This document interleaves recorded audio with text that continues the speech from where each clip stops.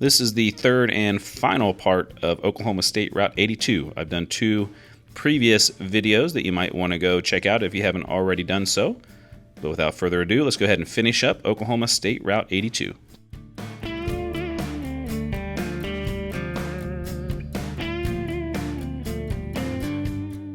Our first dot on the map is Gideon. That's 82 on the right, and this is kind of the road into Gideon, and you see how it ends out in front of us.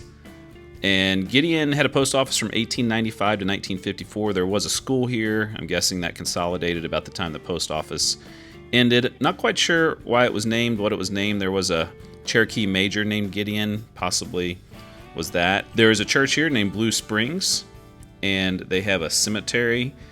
It's a pretty significant cemetery, so I'm not quite sure how it got its name Blue Springs, whether that was a community name before Gideon or just that was the name of the church. But there are a couple things to see here. Definitely a small unincorporated community / ghost town.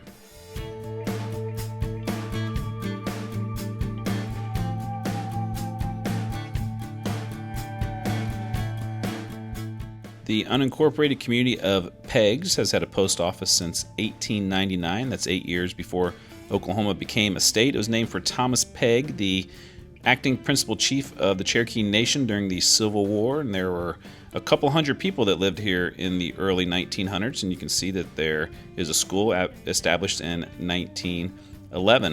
In 1920, a devastating tornado in Peggs killed 71 people, which was about 30% of the town's population at the time. It's the deadliest tornado on record to have struck within Tulsa's warning area and the 3rd deadliest in the history of Oklahoma tornadoes. Another tornado hit in 2019 but caused no fatalities, only damage to a few homes and businesses. You can see this little old main street here, a couple buildings, and then scattered throughout the area there are some abandoned buildings, but there are also some decent looking houses and buildings like that, which is part of the community center area, and a couple churches.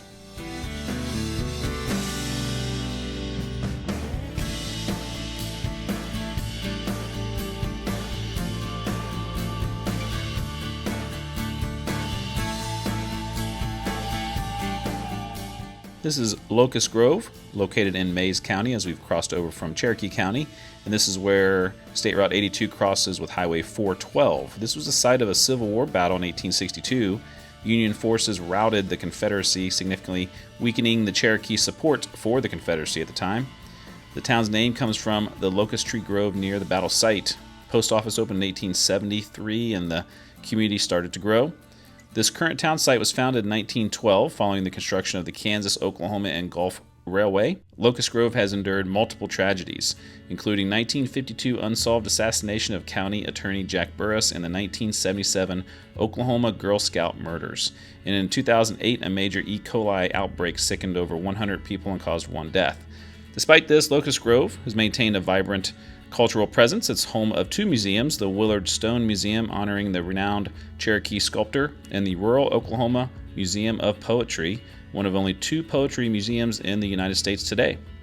The population has generally gone up over time. It's been pretty steady for the last 40 years.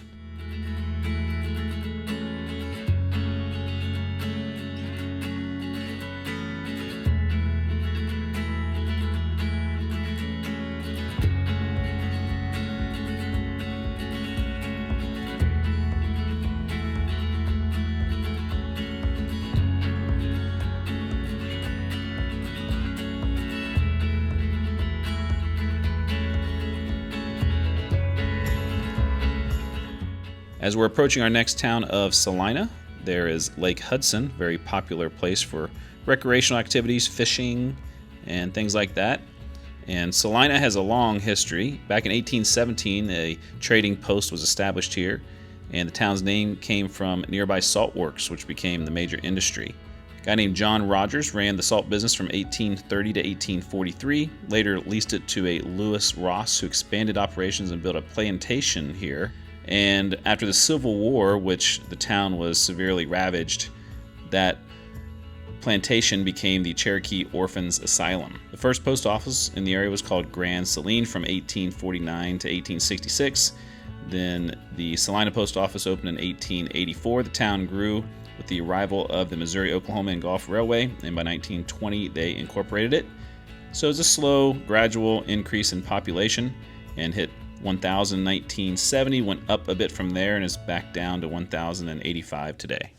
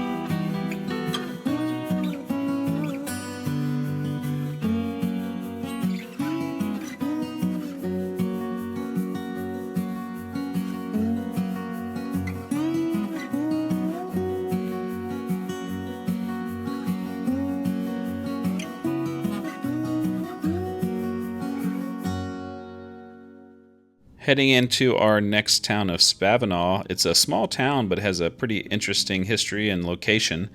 It was named by French traders and explorers who traveled the area, and the words meant young growth or shoots of wood, plus a French adjective meaning wine-colored, Spavinaw. The first recorded settler here was 1829. By 1839, the Cherokee began moving in as a result of Indian removal into the Indian Territory here. After the Civil War, a guy named Joseph Lynch became operating the mill and salt works here, and the community grew up around these works, became known as Lynch's Mill. In 1878, the community was renamed Spavinaw Mills, and post office opened at that time. It's also the birthplace of Mickey Mantle. You can see the population has been small, went up to 623 in 1980, has gone down pretty significantly since then to 350 today.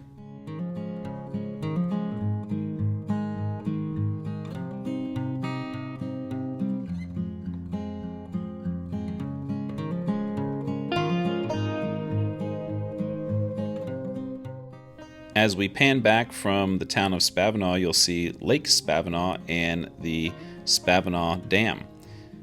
After the city of Tulsa began the Spavinaw Water Project in the 1920s, construction began on the Spavinaw Dam, which created Lake Spavinaw from Spavinaw Creek.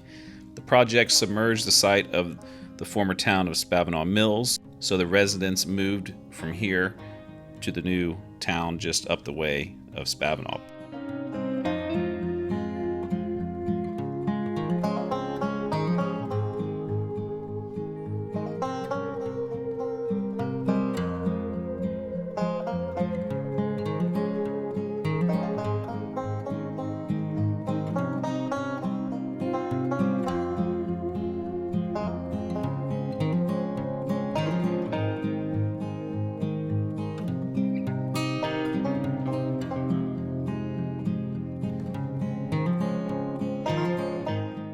Our final town on 82 is Langley. It's still located here at its original site.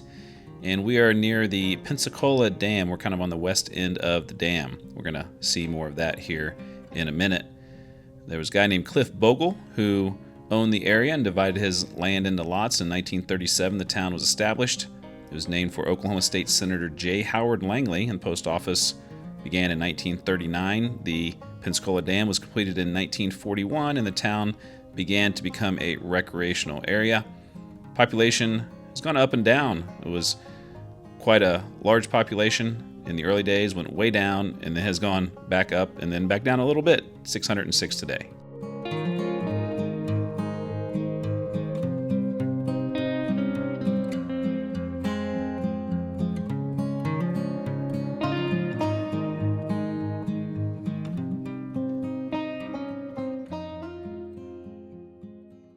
After checking out Langley, I decided to come over here to the Pensacola Dam. As you've been watching, there's a lot of water-themed, places in this video.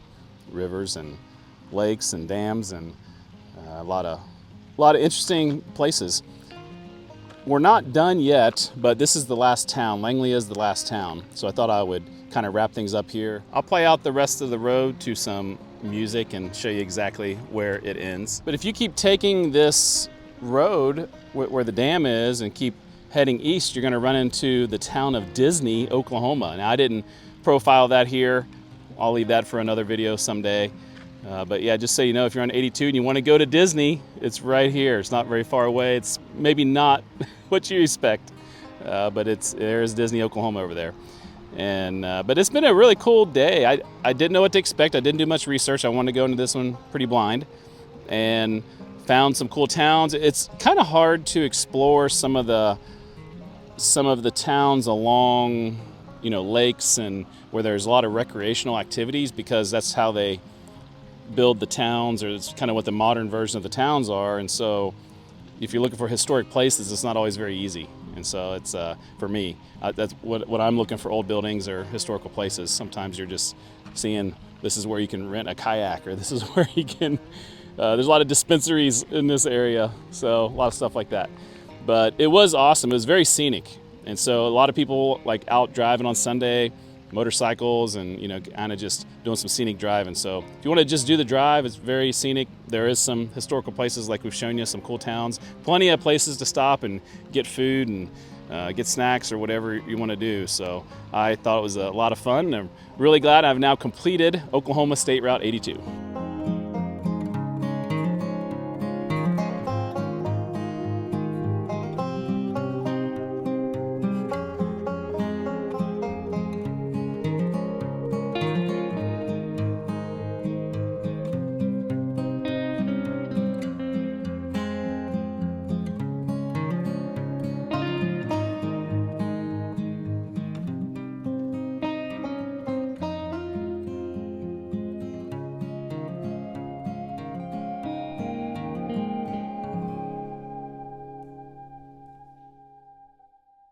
Thanks for making it all the way to the end of that video. And now that you're here, let me tell you a little bit about some of the extras that we have on the channel. One of the things you can do is you can become a member. There's 3 levels. There's the supporter level, there's the producer level, and the executive producer level. And all 3 levels have different perks, and as you are more supportive financially, there's more perks. We have extra videos every week and a lot of fun stuff going on in the member section. If you haven't done so, make sure you check out travelwithawiseguy.com. We've got lots of extra stuff on there, and one of the things is merchandise. You can get you Travel with a Wise Guy t-shirt. We have Death Go Round t-shirts. We have some coffee mugs, different things that are a lot of fun, and people seem to have enjoyed. Good quality there. Also on the website, you can do things like check out the Google map. I have a pin dropped in every place I've done videos about, then a link to the video so you can look at the map, and maybe there's somewhere where you live or somewhere you want to go. You can check out that map, and it seemed to be a very popular thing. You can sign up for my newsletter. I do that about every 3 weeks. It's totally free. And there's also all kinds of other links and tidbits in there, old videos, podcasts, just everything I could think of I throw on the website. So make sure you check out travelwithawiseguy.com. This has been kind of a water-themed video, a lot of lakes and rivers and a couple things like this. That's not very good.